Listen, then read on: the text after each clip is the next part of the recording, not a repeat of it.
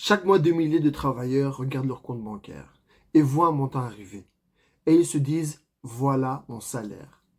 Mais en réalité, ce montant n'est que la dernière étape d'un long parcours.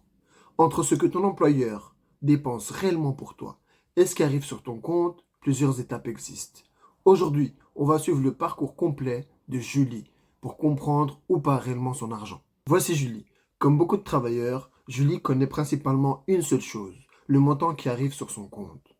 Imaginons qu'à la fin du mois, Julie reçoit environ 2100 euros sur son compte. Pour elle, naturellement, son salaire est de 2100 euros. Mais est-ce vraiment la valeur de son travail? La réponse est non. Les 2100 euros ne représentent qu'est-ce qu'elle reçoit après plusieurs étapes, c'est-à-dire son salaire net. Pour comprendre son salaire, il faut commencer au début du parcours. Le salaire brut, c'est souvent ce montant que les entreprises annoncent lorsqu'elles parlent de rémunération. Prenons un exemple. Quand une entreprise dit « Nous proposons un salaire de 3 000 euros brut », cela ne signifie pas que Julie recevra 3 000 euros. Cela signifie que 3 000 euros constituent la base avant les différents retenus.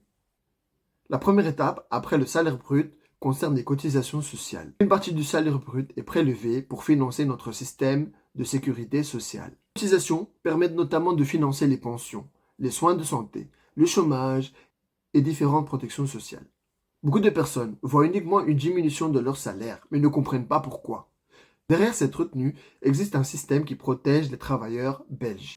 Prenons un exemple. Dans notre exemple simplifié, imaginons que Julie ait environ 390 euros de cotisation sociale, c'est-à-dire 3 000 euros moins les 390 euros qui nous donnent une somme de 2 610 euros. Ce n'est pas encore le montant que Julie va recevoir sur son compte.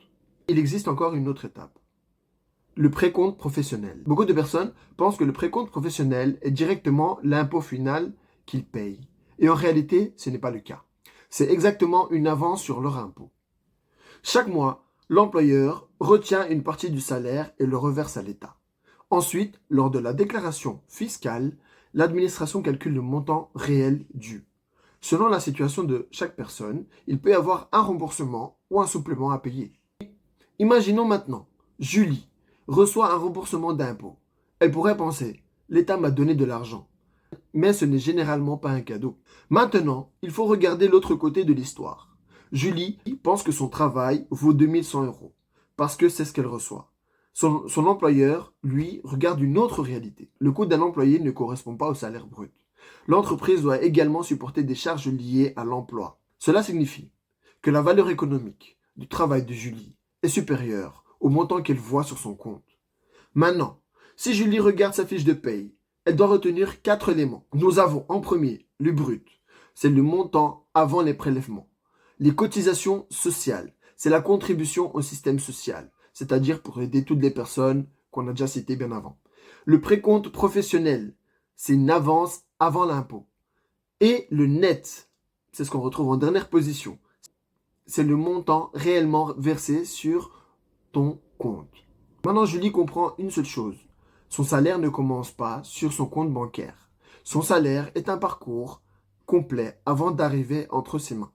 Mais il manque encore une pièce importante du puzzle. Les avantages extra-légaux. Qui peuvent être des chèques repas, une assurance groupe, une voiture de société ou des éco-chèques. Dans la prochaine vidéo, on verra pourquoi deux personnes avec le même salaire brut peuvent avoir des rémunérations totalement différentes. Alors n'oublie pas de t'abonner, liker cette vidéo et de partager cette vidéo avec ceux que tu penses qu'ils en ont besoin. On se retrouve à la prochaine vidéo et prenez soin de vous.